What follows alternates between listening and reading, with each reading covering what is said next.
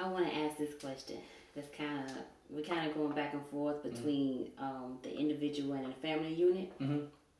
As a black man, Dr. King, you are unmarried, right? Single, single black man who knows his identity, right? Right. Why do you think in your early 30s you are still unmarried and don't have that family unit? And before you answer that, let me say this, because I just read in a recent Sister to Sister magazine, there was an interview with Nellie. And Nellie said that it is very hard for a black man to be with a black woman because black men, we do not love ourselves. Do you think that's true? And it's very hard to love a woman when you do not love yourself. I would not have said it's because we don't love ourselves. I would say it's because we're selfish. That's why I would say the reason that I'm not married right now is because I still feel like I want to do things to bring success and pleasure to my own life. And a lot of it is based on my own experiences growing up. I seek perfection. And a lot of times when you're seeking perfection in a relationship with a woman or with a person of the opposite sex,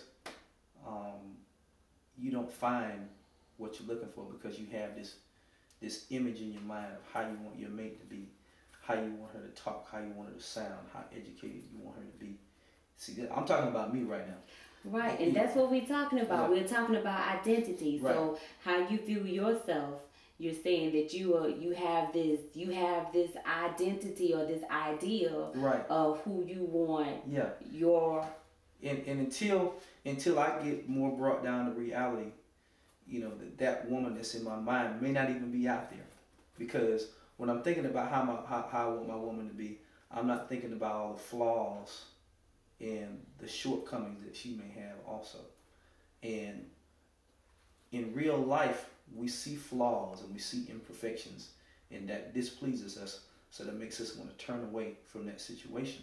And that's why I believe I haven't got to the point where I'm ready to be in a family yet, because I'm still I'm still operating off of what's in my mind and how I want things to be. It's a sense of selfishness. And selfishness is a negative term, you know. It has negative connotations because it suggests that I'm just out for me and I want what I want.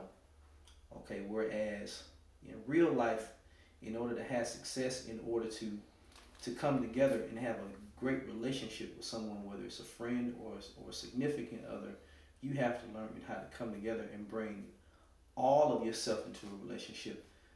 Your attributes and your flaws and your imperfections. And to this point, me personally, I've had trouble doing that. It's not a fact of, well, you know, being afraid of commitment or, you know, me thinking less of myself so I don't think I'm worthy of having somebody. It has nothing to do with that with me. It has everything to do with me having an image in my mind of how I want my woman to be, and me thinking that I haven't found it yet. And since I haven't found it, I just want to stay by myself until it comes. But we've already talked about, in order to multiply people who think like you, we have to have that family structure. Right. We have to have that household. Right. So if people like you know these things that are still out there single, then how do we accomplish that? Because if you are single, then there is a woman out there who is also single, ready to be with you, and you can. I'm wondering where she is. Where are you? Where are you, baby? and I think about it every single day. I'm like, and when I pray to God, I'm like, God, when are you gonna bring it to me? Where is she? You know, I don't know if she's already in my life as a friend or if I haven't met her yet. You know, or is there some type of epiphany that's going to occur in my mind one day and say, she's the one, you know? I'm thinking right now at 31 years old that there's supposed to be an overwhelming feeling of that's her when I see her. I don't know if it's love at first sight or love at fifth sight. You know, I don't know what it's going to be. That's what I'm expecting, you know, for true unconditional love, just as Jesus shows us.